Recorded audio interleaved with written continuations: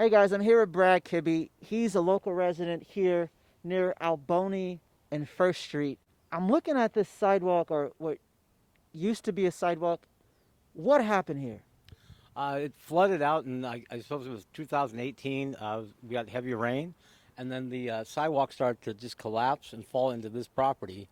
What Brad was sure about is that the sidewalk completely collapsed, but he's not sure, because it's been so long, exactly when it happened. It flooded out in, I suppose it was 2018.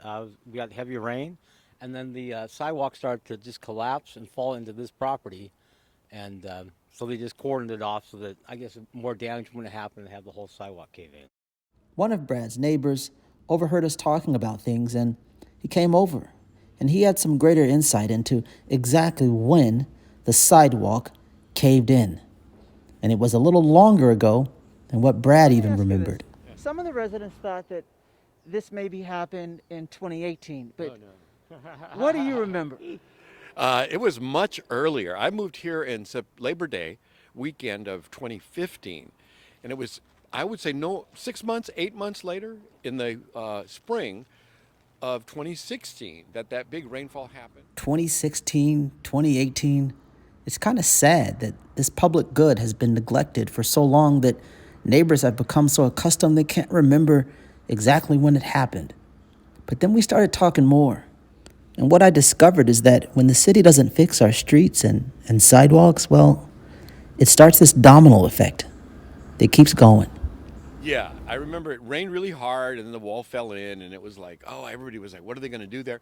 And there was a minute there where the roadway was sinking.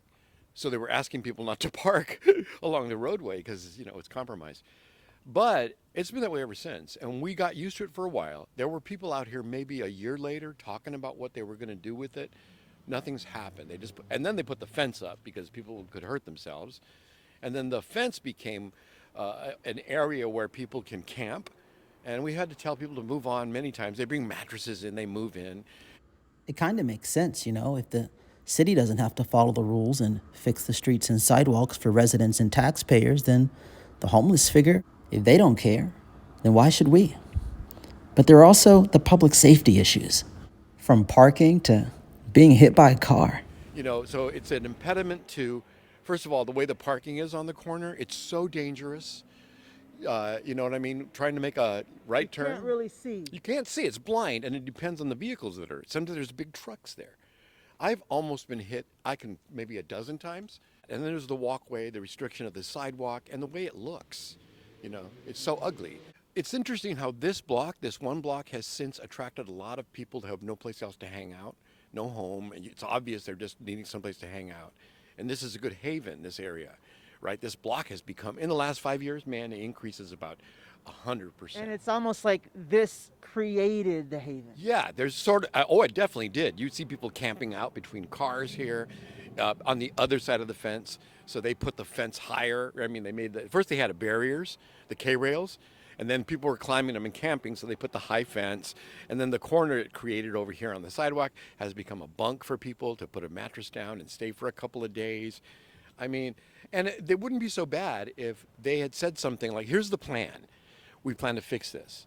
Even if they want to reach out to the neighbors and say, we don't have the money to fix it, throw a block party right here. We got plenty of musicians within 3 blocks. It was refreshing to hear this Long Beach resident's resilience. He was looking for solutions where his elected officials were supposed to be doing that sort of work. But that's when it dawned on me that the city knew about what was happening here. And instead of getting to the heart of it and fixing the sidewalk after what could be as many as 5 years, all they did was build a higher fence. But there's been no action on this in at least 4 or 5 years. Yeah, it's sad. I don't know why. What do you think about 3 years? Should it take that long? Is that what you expected? No, no. No, it's like, and no, like my point also was that we have the tallest building in Long Beach here. They only take like a year and a half to build with all that technology. And here, a sidewalk is sitting for almost 3 years not being. Are people just kind of accepting it? It seems like everyone's just accepting it, but I don't think it's acceptable.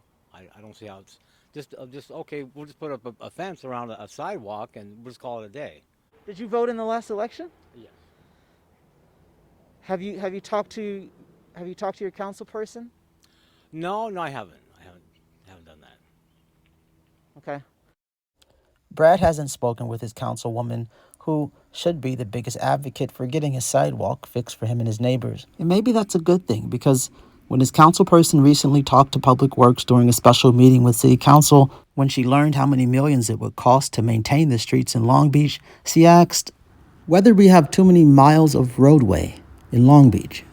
And then one last question. So it's $58 million per year to maintain the PCI. Is that realistic in the future? Do we just have too many lane miles of road?